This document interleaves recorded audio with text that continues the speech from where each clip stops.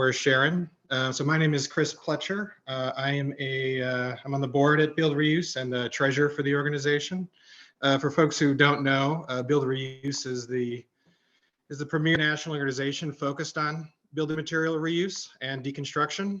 And a lot of know us from our annual Decon and Reuse Conference, which will be back in person this coming February in Savannah, Georgia, February 12th through the 14th. So especially folks in the more northern climates, encourage you to plan a vacation to Savannah in February. I know I'll be there. And we started this webinar series to kind of keep the conversation going the rest of the year. So we'll be having monthly webinars leading up to the conference for the next few months through January. Yeah, so as I said, I'm on the board and involved with Build Reuse the past year and a half, and we're always looking for more people to get involved. So anyone who's interested to kind of get involved with us and help expand our impact around building material reuse and deconstruction, just please contact me if you're interested. We have ongoing committees that you could join and just ongoing projects to kind of further this industry. And I can let you know how best you can plug in with us. And of course, if you're not a Build Reuse member, please go to our website at buildreuse.org and sign up.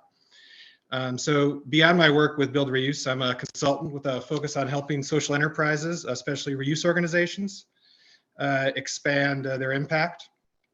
And I'm really excited about today's webinar for a number of reasons, but especially because I think it really shows the power of the Build Reuse network and bringing people together. I connected with REDF about, I think, 5 years ago at a Build Reuse conference, and really got to learn about all the great work they do and helping other social enterprises. And then I think 4 years ago in Pittsburgh at the Build Reuse conference, I met Ina, who will also be presenting today, and learned about rebuilding. Well, I think she'll explain the previous organizations that now make up the Rebuilding Exchange. So meeting them both at Build Reuse conferences a while ago, and now I find myself working with REDF as a consultant, actually with Rebuilding Exchange on a project, and then being with both of them at this webinar today, which is exciting. So today our presenters are Chelsea Aruche, which is a senior manager of outreach at REDF, and Ina Gutierrez, who's executive director at Rebuilding Exchange. Chelsea will be given an overview of REDF's programs, and Ina will share what their experience has been working with REDF, and then we'll leave time for questions at the end. So if you want to take over, Chelsea. Okay, let me just get my screen up and running here. Share screen. Share this one. Okay. See if this works. Okay. Can y'all see it? Bright orange. Okay, I see nodding heads. Well, thanks again. Thanks for the intro, Chris. Thanks for having me, everyone. Thanks for joining. What great turnout. I think that's pretty incredible that you have such a connected community and you all are just so willing to just jump in and just gain more knowledge about your industry and opportunities for you. I think that says a lot for kind of this membership group and where you're headed and the momentum that you have. So I'm really impressed. But again, I'm Chelsea Aruche. I am the senior manager of outreach for REDF, which is how we pronounce it. I always like to start with that. So I'm just going to spend a little time at kind of talking about who REDF is, what we do. Some of you may be familiar, some of you may be getting annoying emails from me in your inbox frequently. And if you aren't, let's talk about it.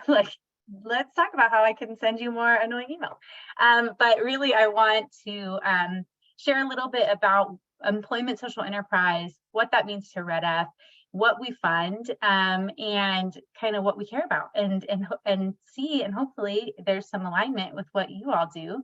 The goal here today is, I think, for you to be able to connect, obviously, with each other via, Build Reuse, but also, to learn if there's a funding opportunity for you here, great. If there isn't, let's get connected because there's always new opportunities, and I'll kind of go over that in the presentation. But yeah, I'll just get started. At the end, we'll have some time for Q&A, and then way better than me talking is having our employment social enterprise leaders talking. And so I know we'll get to share a little bit about what employment social enterprise means in her organization, and also how Red F maybe has been helpful, we hope, for her and her organization and the types of things that we provide. So if you need some convincing, then maybe that'll push you over the edge. But I'm just happy to be here with you all, and looking forward to sharing a little bit more. So I'll get started. Also, if you have questions along the way, you can put them in the chat. I probably, if I see them, I'll say something. If I don't, maybe we'll visit those at the end in the Q&A section. And questions can be for me or for Ima or for anybody, I suppose. So, okay, let's get started. Okay, so Red F's vision is an economy that works for everyone. It's pretty broad, but I like to start there, right? Like, I think everyone on this call in some way is working towards that same goal.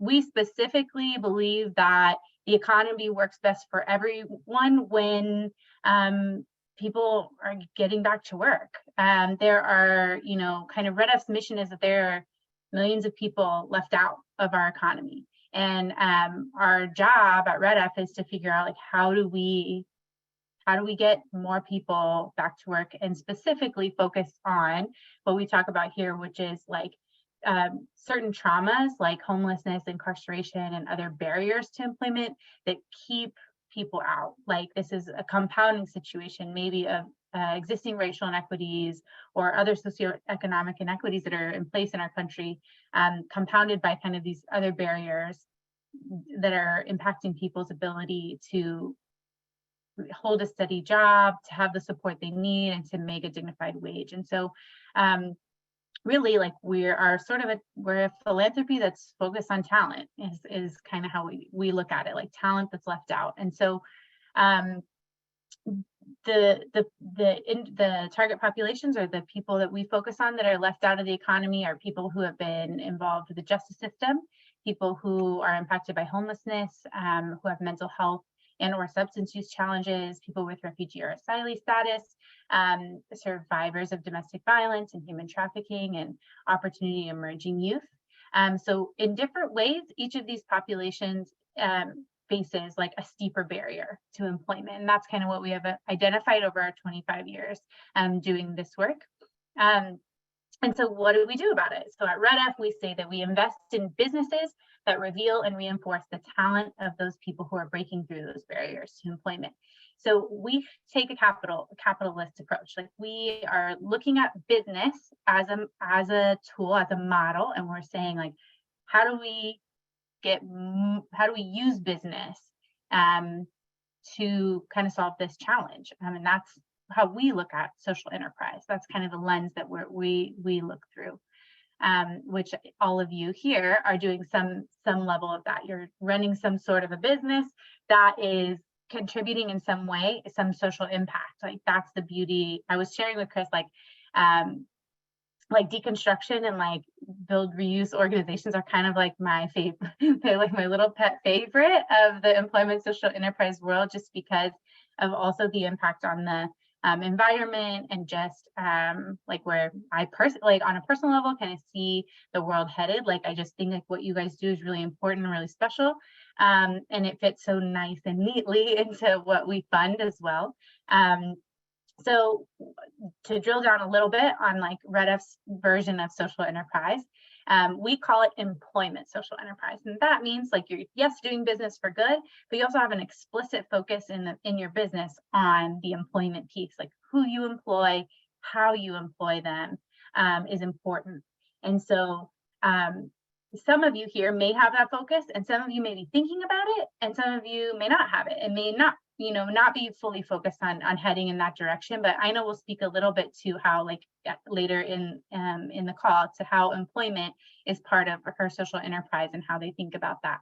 But all of our businesses are really varied and unique, and look and do this differently. But one benefit, and I think she will speak to this about deconstruction, it's like a labor heavy industry. And so we need people, and jobs where we still need people are opportunities for us to look at it as an economy and say, what people? Like, are we creating barriers? Are we opening doors for more individuals to be trained up to join these industries and like to create lasting jobs? So why employment social enterprise? If anybody on the call needs convincing, We've seen like over 8 years an upward trend in the earnings for individuals who have been employed in employment social enterprise. We've seen a over 250% increase in the people who are able to access stable housing after being at an employment social enterprise. 66% decrease in the usage of government benefits for individuals enrolled in employment social enterprise. And then we always kind of use this $sign, which I think is more helpful for your investors and your funders than for you particularly. But we do, there was a study done where we did see, like, we called it an SROI, and that is for every dollar we invest in an employment social enterprise solution, like our, the social return on that is actually higher, so $2.23. So it's a solution that works, so that's why we double down on our investment over time. We have that evidence to show that it's been effective. So our impact to date, so zooming in on a little bit of Red F, we've supported over 280 employment social enterprises around the country.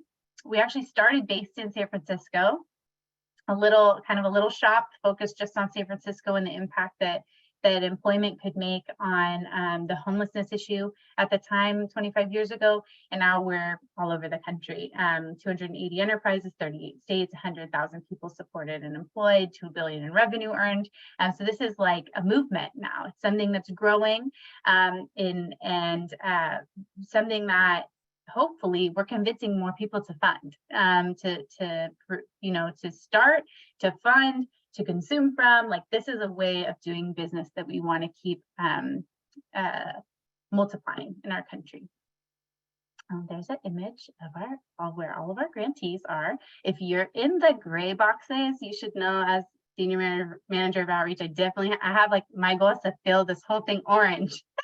So if you live in the states that are still gray, call me, because I want to put you on the map. And that's really, like, sometimes it's not because you're not there, it's because we haven't been able to connect with you. And really, like, even if there's one in a state or one in a city, like, that's where we see, like, the model start to multiply, because more people see what you're doing, they see that it's working, and it really starts a small movement where you are. So let me talk a little bit about our programs. Hopefully I'm not boring you today. So Red F is a funder, right? We're a philanthropy, but we do things a little bit different. For those of you who are nonprofits, I'm sure you have plenty of funders, you have, funder priorities that you manage all the time. So you have an idea of how, like, a typical funder works. We're a little bit different. I really think, like, we're more focused on technical assistance and capacity building. Like, yes, there are grants. Yes, there are loans. We do both of those things. So there's the capital is there, but the kind of capacity building side of what we do is really like the bulk of how we work. So all of our funding programs run through all of the funding opportunities run through our programs. The one I spend a lot of time talking about is the accelerator, and that is because it's kind of like, if you look at working with Red F on a trajectory, almost everybody starts with the accelerator, and it's a qualifier for kind of some of the later opportunities for investment. But we have several programs. We have the accelerator, we have REEF, which stands for Red F Impact Investing Fund. That is a CDFI that's actually under our like Red F umbrella, and Ina can probably speak to that a little bit later, but that's an opportunity to take on debt capital. We have several loan products, so that's kind of like something we decided to do because the enterprises in our portfolio were having a difficult time accessing, like, patient capital to grow, and so Red F kind of raised our hands and said, we'll be that entity that does that lending. So we have the accelerator, we have impact investing, and we have the growth portfolio. We also have a government partnerships and policies team that does lots of different things. I won't have a time to go fully into that today, but they kind of circle this whole map, because folks can interact with the government partnerships and policy team at different points in their trajectory with Red F. So the accelerator itself is a 5-month supportive, cohort-based, curated learning experience. Some of you have maybe done something similar, like a small business startup accelerator or leadership development program. And so you're familiar with the model. In ours, you get a chance, it's leadership based. One leader from your company will sign up for the accelerator, and you get a chance to work with 17 other leaders from other enterprises around the country and experiment and work on your business instead of in your business for 5 months, and hopefully come out with something really tangible in terms of like an experiment you've run, an idea you've tested, and something that you're ready to implement with your team on the ground. At the end of that experience, you get a small project grant for $20,000, and there's just some data and reporting requirements that are for the next couple of years.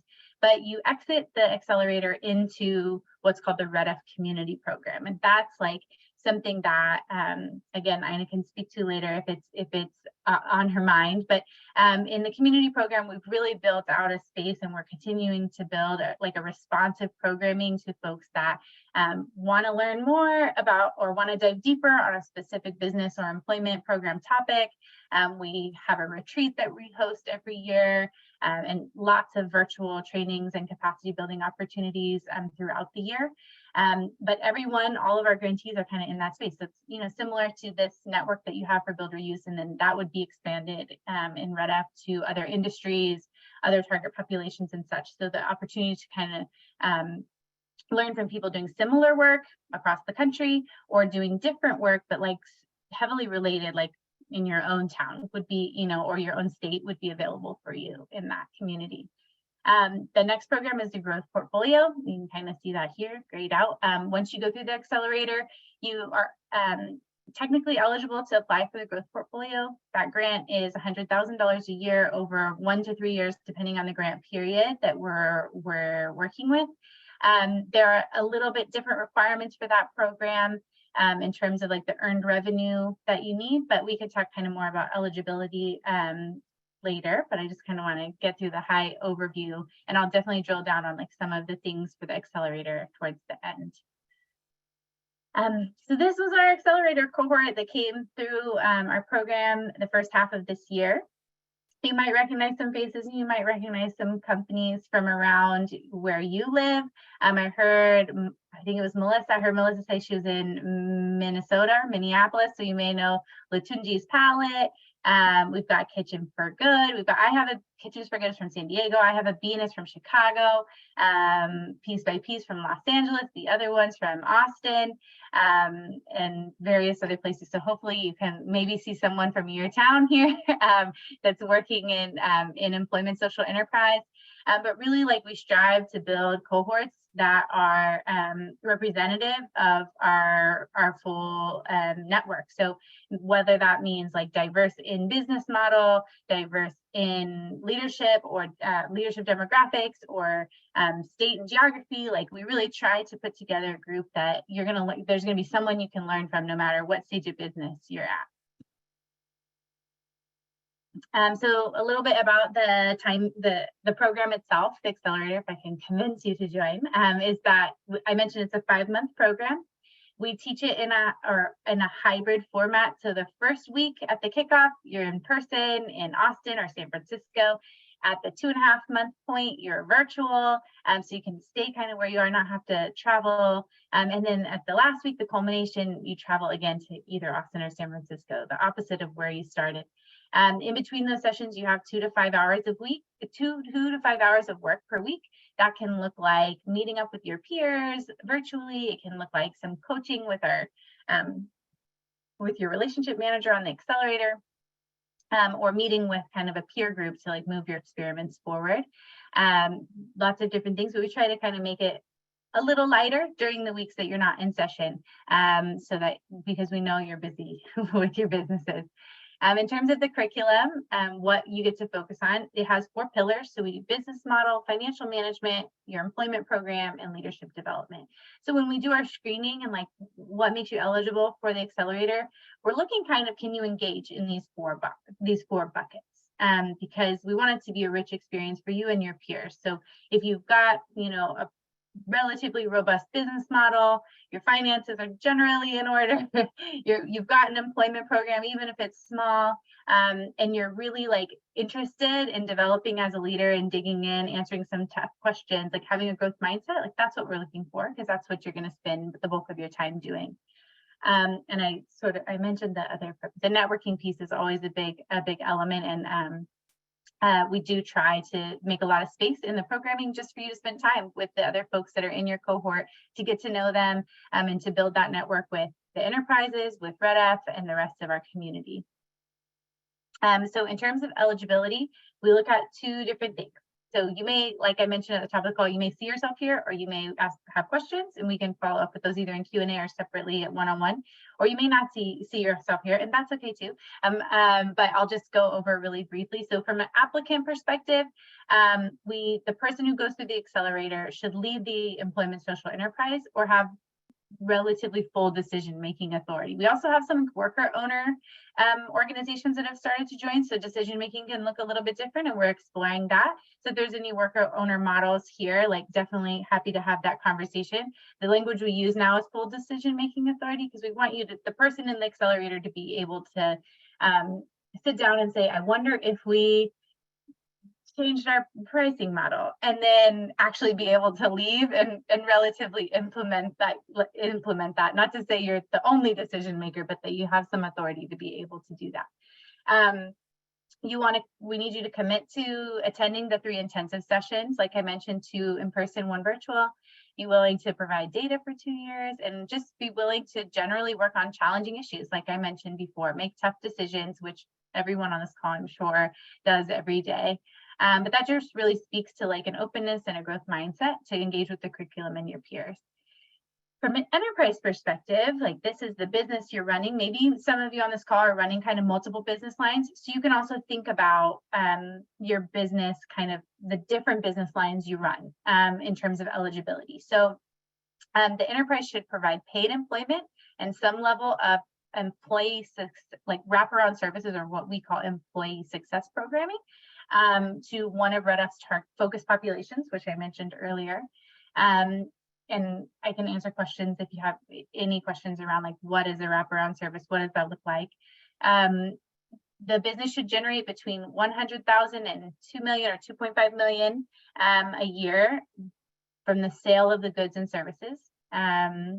And they should pay wages that meet whatever your local minimum wage thresholds are or exceed them, and then have been open for at least 12 months prior to the start of the program. Let me see what my next slide is. Okay, before we go to Ina, I'll just talk a little bit about the timeline for the accelerator. So we run 2 cohorts a year.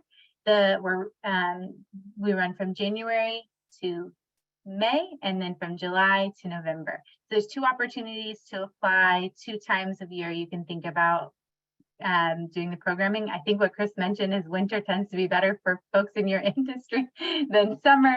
So when you apply, you actually have the opportunity to prefer that in the application, to say, you know, we prefer it to be considered for winter. July is no good for construction industry businesses, or vice versa, whatever works for you. I'll give you the contact information at the end, but applications are open now for that program. So I kind of highlight the accelerator just to say this is an active opportunity, something you all can apply for if you meet these criteria. If you don't know, or if you have questions, like that's my job. So I'll get on the phone with you and we can talk through like any individual use cases. But really, because this is like the beginning of the relationship with Red F, it's the beginning of the pipeline.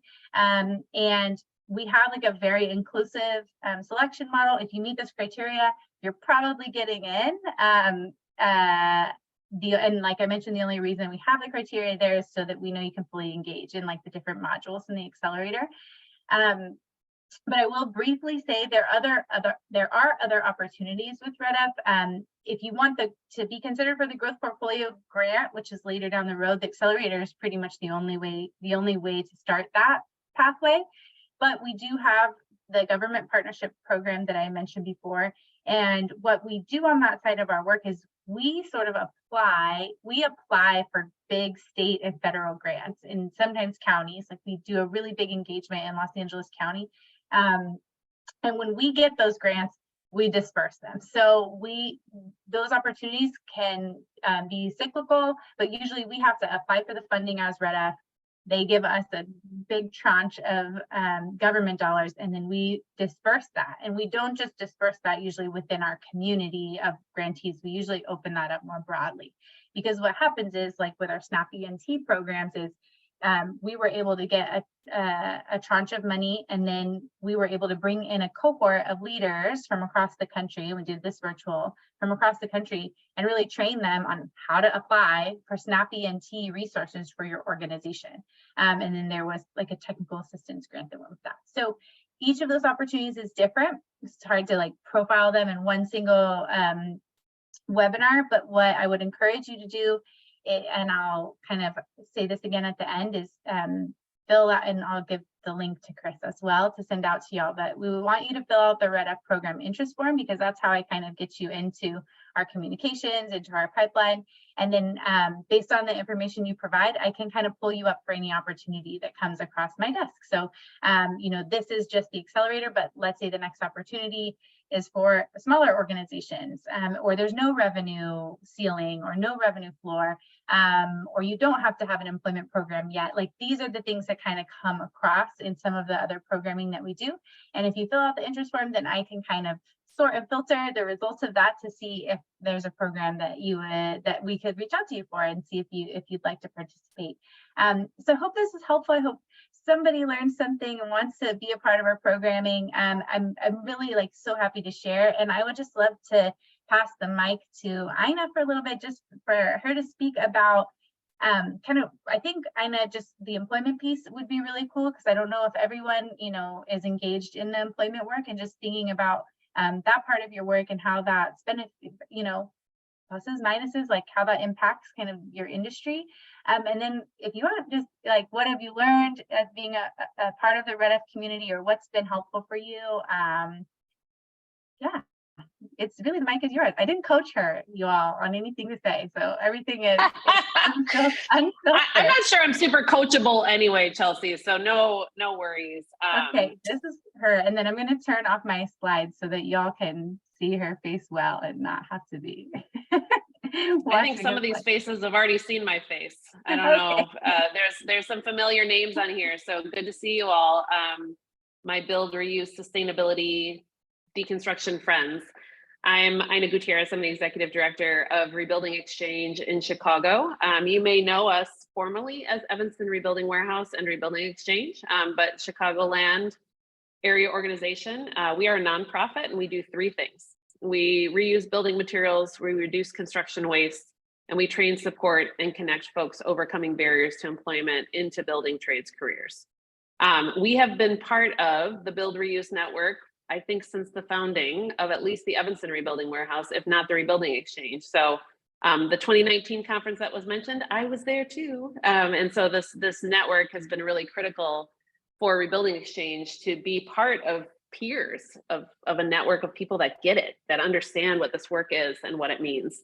My organization, under my tenure, I have been in this work. I've been in the nonprofit sector for 20 years, but in the social enterprise sector, only in this role, which has been about 5.5 years now. And some of you may remember Lou Dixon, who is our founder of the Evanston Rebuilding Warehouse. And so when I was hired in 2018, I didn't know how to run a retail store. I didn't know how to deconstruct anything. I didn't know, I mean, I'm not an architect. I'm not an environmentalist. I'm a nonprofit administrator who knows how to do some fundraising and operations pieces. And so the daunting part of social enterprise was, how do we balance what we call the tension, sometimes tension of mission and margin? How do we run successful nonprofit, in our case, nonprofit businesses? And how do we train and support folks who have barriers to employment and help them be successful and get family sustaining careers in the trades? So that was kind of my, in 2018, kind of my first approach. So I was looking for any resource anywhere. and had come across Red F actually through a Build Reuse newsletter and had heard about the accelerator. Had looked at the alumni list and saw Kelly Farley, who was the executive director of the Rebuilding Exchange in Chicago at the time, and that began my Red F journey. I will say that I've done all the Red F things. I think we are the most active, one of the few most active organizations in the Red F network. And the reason for that is very similar to why we are in the Build Reuse network. These are our people. We run businesses for good that hire and train people to get financial independence and sustainability. And so from the accelerator, which was an opportunity for deep leadership development training, I felt like I was in an MBA program for social enterprise with a bunch of folks. I mean, you saw the list, like coffee shops and coffee and cafes and, you know, folks doing all different types of things in terms of goods and services, but doing the same thing in many ways in terms of transformative work in people's lives. So leadership development was an awesome opportunity for us. We have tapped since then the REEF, which is the Capital Loan Social Impact Loan Program. We were able to secure a couple of loans when we moved. We moved our building materials reuse store in 2020 from literally a block away, one part of Evanston, Illinois to another part of Evanston, Illinois. I will never want to move that store again, as you would imagine what it takes. And we're able to tap a term loan to be able to fund the renovation. In our current iteration, we have our line of credit through Red F. You know, our work is seasonal. So how do we manage the ups and downs of sales, the ups and downs of grants, all of those types of things? And so Red F continues to be a loan partner for us. And finally, we were able to be a part of accepted into the growth portfolio. And so we are part of the grant program that we receive the general support funds, which is incredibly helpful, but as helpful are the capacity building and technical assistance. And part of that, as Chris mentioned, is Red F has hired Chris to be a consultant for us to launch our Shopify store and put all of our inventory, not only what we want to sell online, but all of our inventory online. So the current iteration of Rebuilding Exchange, absolutely 100% has grown as a result of just tapping all of the wonderful resources, financial and otherwise, through Red F. What we look like in this iteration is in the last 5.5 years, we've quadrupled in size from an $800,000. When I came into the accelerator, we were at $800,000 budget. We are now in this iteration, a $3.8 million budget. We have 35 staff. We have 2 reuse retail stores, one in Chicago on the north side and one in Evanston, the suburb right north of the city. We offer education and outreach programs on reuse and repair. We are the only nonprofit that does deconstruction services in our area, and we train and support 100 people a year in transitional employment, but also most recently in pre-apprenticeship. And so we are, I think, a great example of what it means to have friends, to have a community of people who understand what you're going through and to provide best practices, support, beer, venting, like all the things, you know, just everything that you need to be able to keep going in this work that is so transformative. Our social enterprise has grown. When Chelsea talks about employment social enterprise, it is in fact that. So we have 3 social enterprise lines, business lines, as we call them, right? So the sales of goods and services of salvage, or the goods, sales of building materials in our 2 stores. That's about 1/3 of our budget.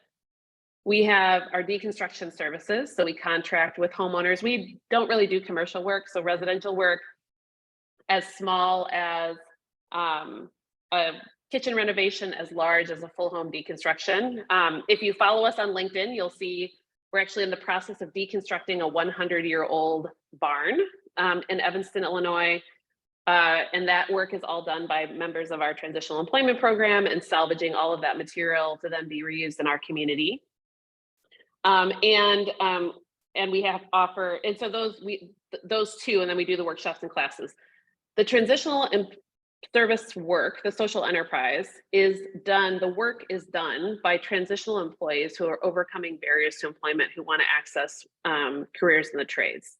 So our transitional employment program is 20 weeks. It's minimum wage paid for 20 to 24 hours a week. And then to Chelsea's point, all of the wraparound services, barrier reduction, job placement, like, so there's a whole program that runs, of which 80% of that is on the job. It's work-based learning, and it's making deconstruction sites and our stores our classrooms, where people actually learn how to take something apart and see the process of the material coming from a site through a deconstruction to the store, back out into the community. I mean, we're talking about the circular economy, not just in terms of materials, but also the circularity of what it means for people from communities to work in communities, and to get good jobs along the way. So that work is done there. We also have transitional employees in one store at the moment, but our plan is to have transitional employees in both of our stores. And we operate a crew-based model of, no more than 6 at a time that are working 24 hours a week. And the building trades is not just construction, as you all know. We're all in the trades in some capacity. If you're talking about building materials in the built environment, you're in the trades. And so that is customer service, materials management, transportation, logistics, like all the things that are part of this industry. And that is the program that we're providing as well. And we actually use, again, in not reinventing the wheel and being part of this network, Red F has a lot of really wonderful tools, not industry specific curriculum, but a lot of materials about what workforce development programs can look like in this employment social enterprise model. So that is how we operate. And frankly, in my mind, the magic of the Rebuilding Exchange and many of the organizations I see here is the intersection of environmental sustainability and employment, and the ability to earn our own revenue. I have never been part of an organization that earned its own revenue, and even in our growth has primarily been through philanthropy, which I'm happy to talk about. But 45% of my budget is unrestricted. From a nonprofit perspective, that's amazing. And it allows us to be innovative and to think differently and to really model and mirror, I think, what employers are looking for. And so that is a model that I don't certainly take for granted, and I think is really unique in the space, and I think has a lot of potential for the future, which I'm happy to talk about if folks are interested. I just think this is where it's at, y'all. And I think the combination of this model plus climate change, clean energy, carbon emissions, buildings, like there's something that's coming, and I can tell you what I think that is, and maybe, I'm sure many of you know, that is going to continue to help this movement grow.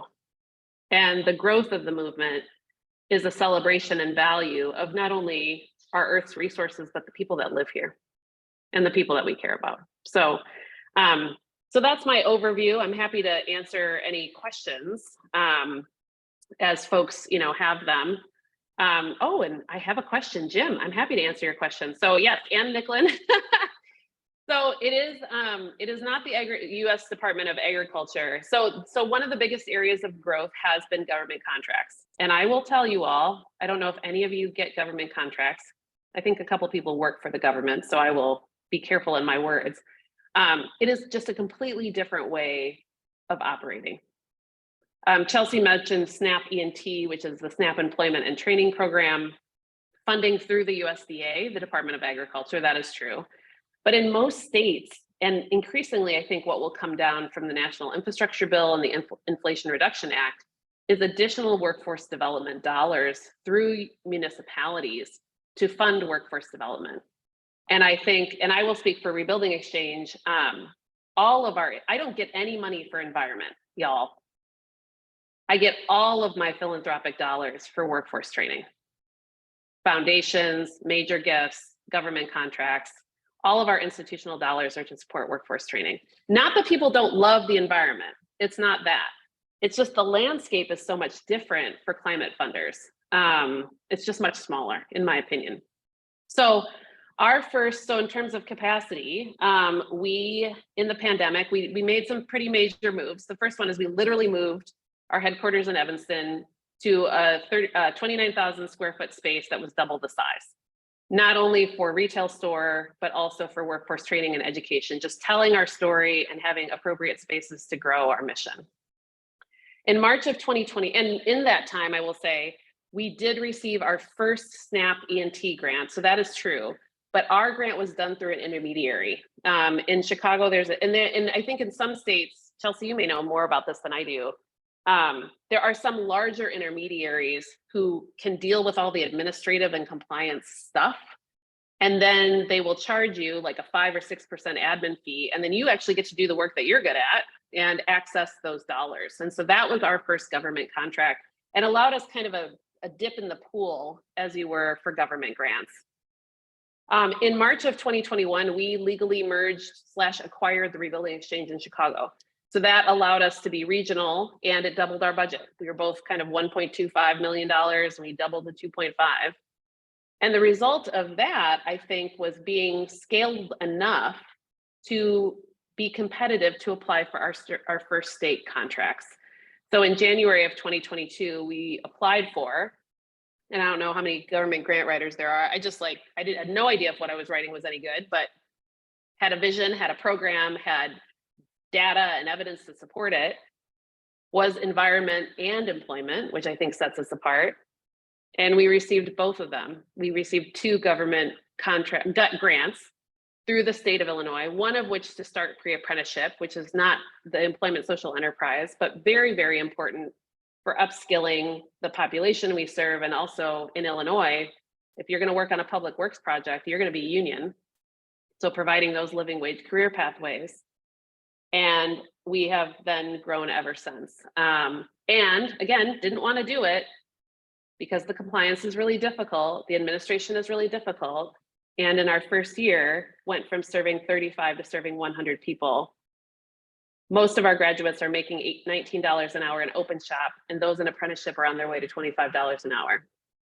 It is worth every pain point, I would say.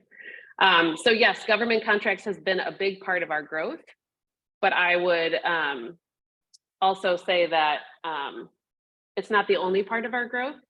And I think the balance, in my opinion, is how do we leverage the social enterprise with philanthropy, right? So what's so great about Red Up is the investment is to fund its general support, which is amazing because no one wants to give that, but it's also what are the levers through which you can strengthen your business, whether that's access to working capital, whether that's an expansion of your business. And so just to give an example, the Shopify store for us is the realization that we need to grow different markets in which we're showing our inventory and building materials in order to drive sales.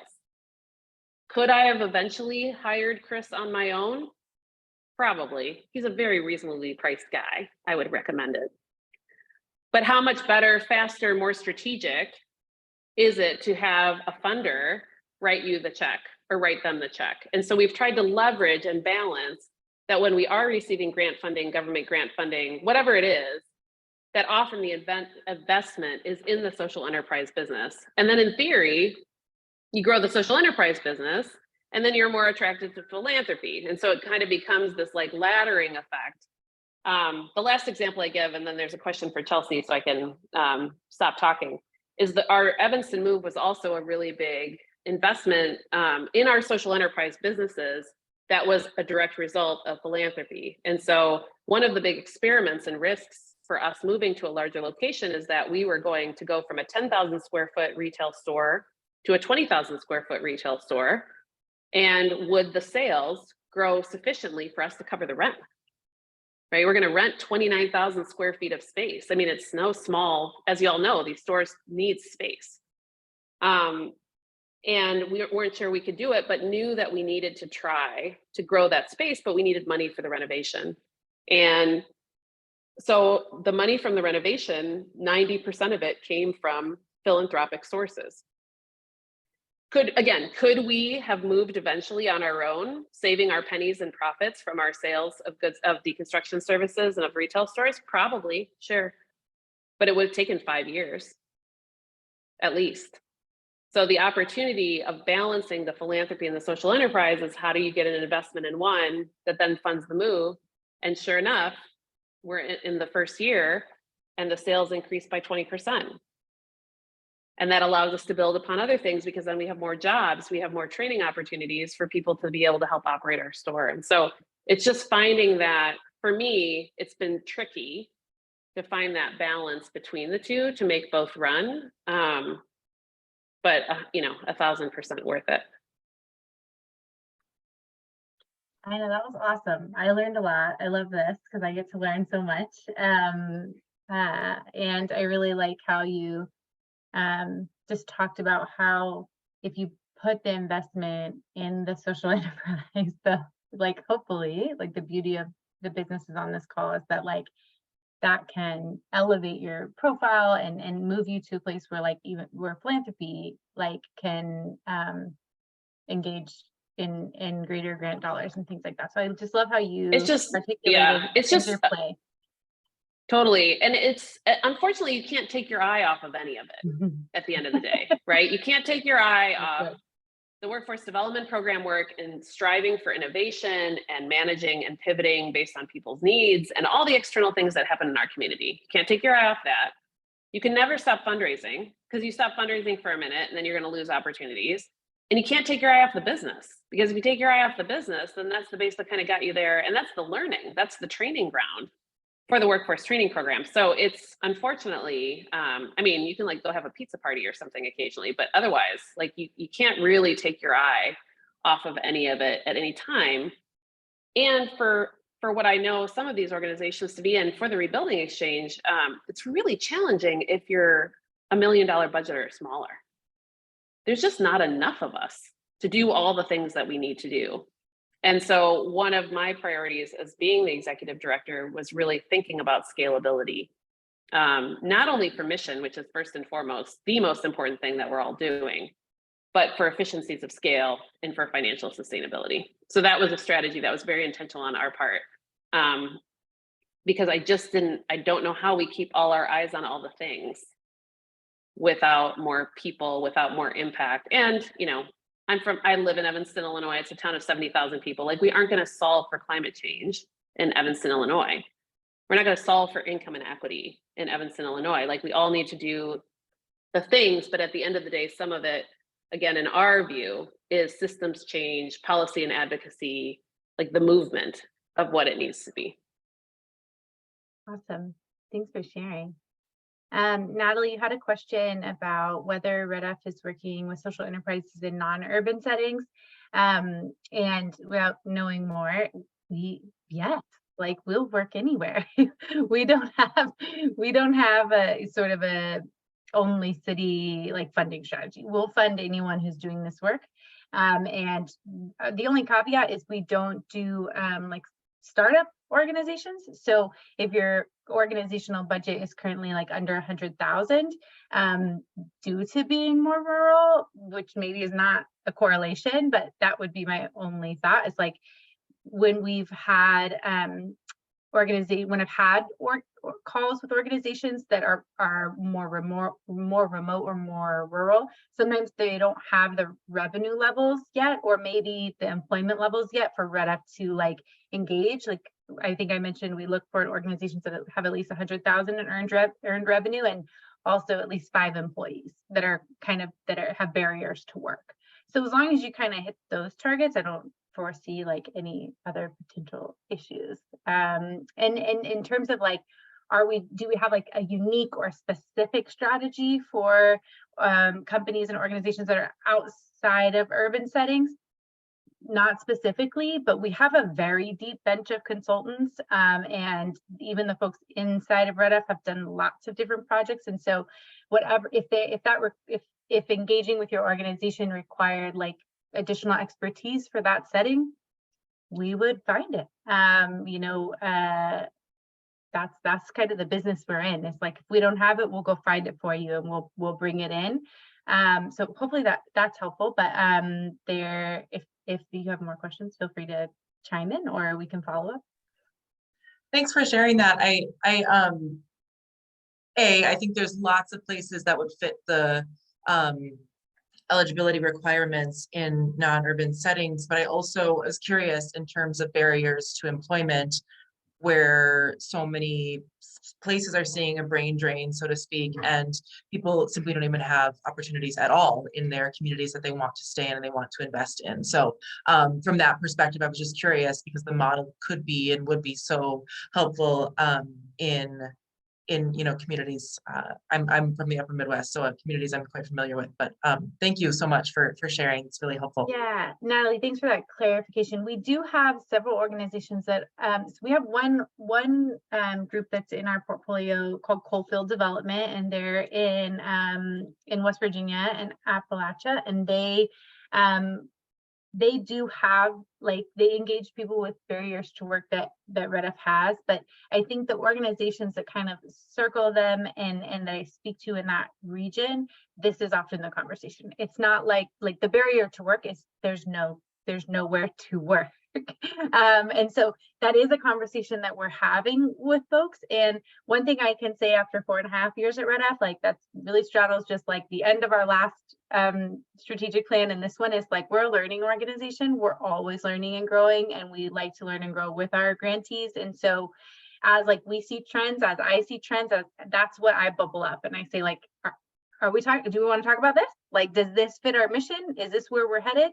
The other thing is, I mean, often people who are left out of the economy for a long time, even if they didn't have those barriers before, like, that's what we see them struggling with at some point. And so sometimes, even if an organization or company isn't saying, we specifically focus on the opioid epidemic and people who have, been impacted by substance use challenges, like, it still may be the lived experience of many people that they serve. And so we kind of work with enterprises to say, we don't necessarily need you to go out and ask everybody what's their barrier to work if it's not part of your challenge. But what great employment social enterprises do in their transitional employment programs is some kind of an intake, because what you need to do is be able to serve that barrier. So you need to kind of know the challenges that the folks you're employing are experiencing. Like, if the people you're employing have been justice system impacted, they're going to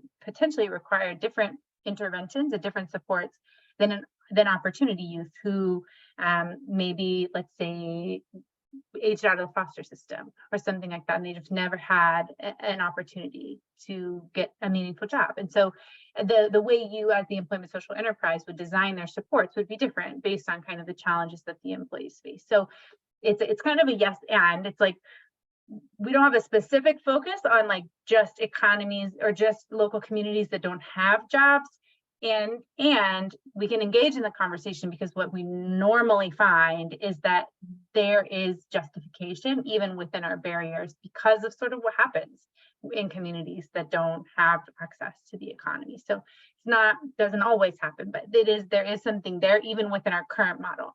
And we ask questions. So that's something that, I mean, we are talking about, I'm sure will be a topic of conversation for our next strategy, and we'll see kind of what comes out of it. Thanks. Well, we're just about at the end. I was how can people get a hold of you if they want and you would like to? Yeah, I think you mentioned a inquiry form, or I will drop my email. Okay, the chat is malfunctioning. I'm trying to drop it. Okay, my email. This is so weird. What is happening? The cursor in my chat just keeps moving. So I'll just tell you, I was going to share my screen again, but just to show the final info. But right now for the accelerator, just so you know, we're recruiting 2 cohorts for next year. Both of them still have open slots. The first step is doing the REDF program interest form. Chris, if it's okay with you, I'll send you a link and then you can send it out to folks who are on the call. My email, you can reach me 2 ways, like directly. My email is C for Chelsea, and ORUCHE at redf.org. And then, or you can reach me at connect@redf.org. I answer to both names. And I would just love, kind of the first step is the interest form, and then we can jump on a call if there's like anything you want to talk through or any questions you have. There is another question in the chat, and we could kind of schedule a follow-up call on this, but the recommendations that we might have for organizations that are still operating under 100K. So because we don't have we don't have a lot of formal programming, we have a few things. So if you fill out the interest form, I'll kind of have you in my orbit. But we do a few times a year, we host something called Continuing Education. Highly recommend you come to that. That has we dive into topics that are surface out of our Red F community program, stuff people want to focus on, learn about, and I kind of like little workshops, like it's continuing ed. So if you know, things you want to keep diving into and learning as the leader of your organization. And there's one this fall, at least one this fall. I can share that with you. So that's something you can join, even not being a grantee. I host labs, which are a little bit, outreach labs are less tactical, but they still have great like learnings, I think, for leadership development. All of those things hopefully can start to kind of piece together like what it would take to move your organization from where you are to over 100K. But my number one recommendation is what you're doing now. So like you heard from Ina, like all the challenges that she's had, like growing and the successes she's had and how she's leveraged different dollars and revenue.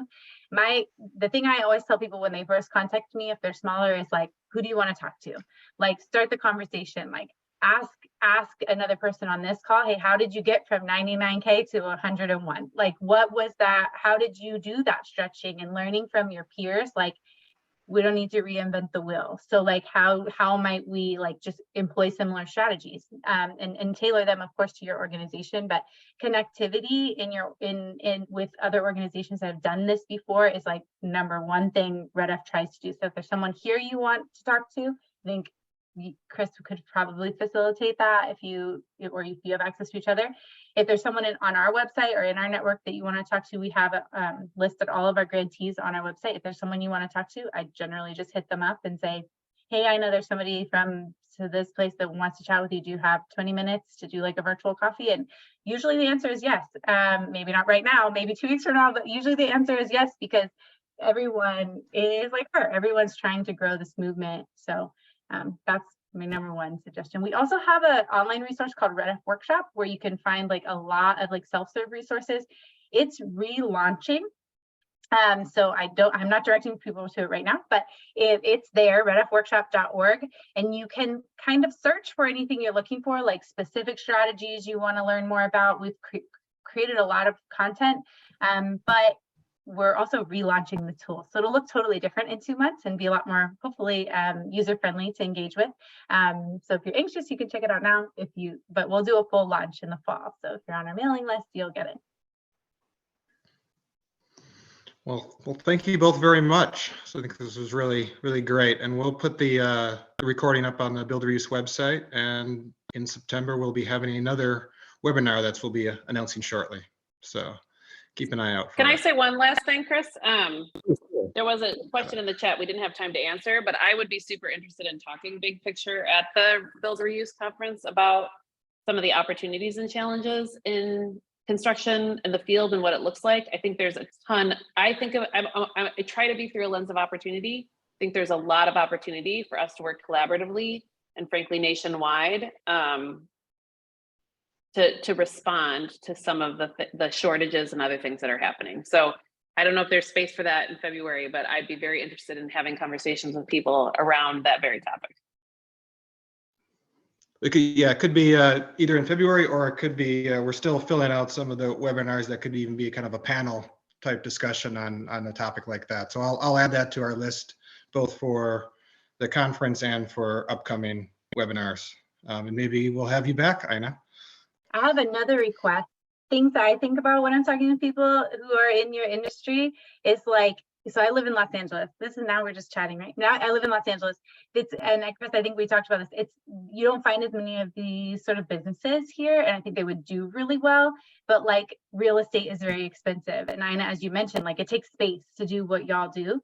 And like one thing that I feel like people confront here is like, how do you afford the real estate to do this work, to store these materials in places where real estate is very expensive, like Los Angeles? But we like deeply need we deeply need these businesses in places where we are experiencing like a lot of the same issues you are in your places, like construction material shortages, all these other things. So add that to your topic. How do we launch these in places with higher like real estate costs? And if anyone's doing it, like how could I share that with others? That would be awesome. That's a very good suggestion. I'll add that one too. Yeah, and just in general, if anyone has any more suggestions for webinars and such, just please email me. I'll put my email in the chat here, and And I'm also looking for folks to join our programming and membership committee at Build Reuse to kind of help develop these webinars and maybe even kind of host them yourself. So if you're interested in that, just contact me and I'll send you a link. But otherwise, I think that's pretty good for today. Thanks for joining us. And thank you, Chelsea and Ina. Thanks for having me. And thanks, Ina. Of course. Good to see you all. Thanks, everyone. Uh,